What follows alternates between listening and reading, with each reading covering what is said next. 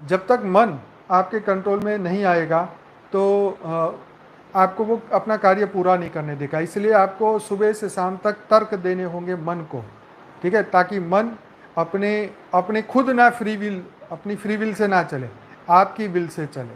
और आपकी विल क्या है? आपका लक्ष्य, आपका एनलाइटमेंट क्या है? कई लोग पूछते हैं कि आपको एनलाइटमेंट मिला है या नहीं मिला है, आप बताएं।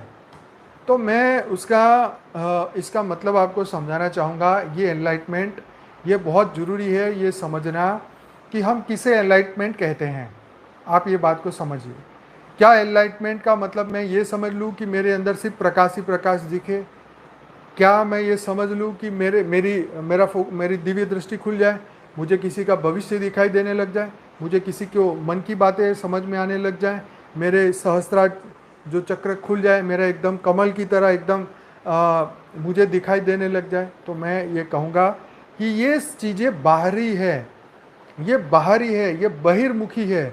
ये बहिर्मुखी एनलाइटमेंट नहीं है, ये तो सिद्धि है कि मैं किसी की मन की बात जान लूँ, कि किसी के ओरा में से देख के बता दूँ कि इसको ये प्रॉब्लम है? ज्ञान ये नहीं कहता। ज्ञान ये नहीं कहता कि आप इसका इलाज करने बैठो।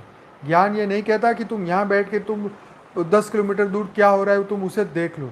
ज्ञान ये नहीं कहता, एनलाइटमेंट ये नहीं कहता कि तुम आंखें बंद करके किसी के जेब में कितने पैसे है ये बताओ, उसके अंदर कौन सा नंबर लिखा है ये बताओ।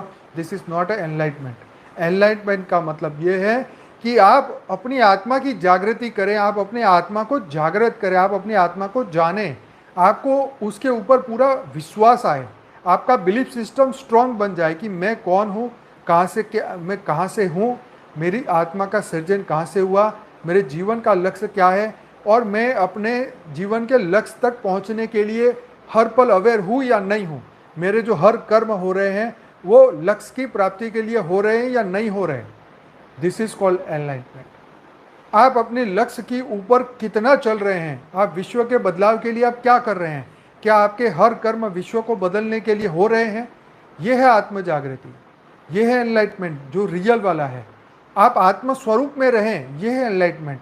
आपको खाते पीते सोते, आपको सपने में भी आपकी आइडेंटिटी आपको याद हो कि आप कौन है। कई लोग बोलते हैं मैं तो मछली बन गया, मैं तो सपने में ये बन गया वो बन गया। अरे ये एक माया की दुनिया है।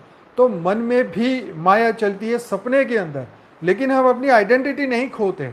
ये बहुत बड़ी बात है। हम सपने में अपनी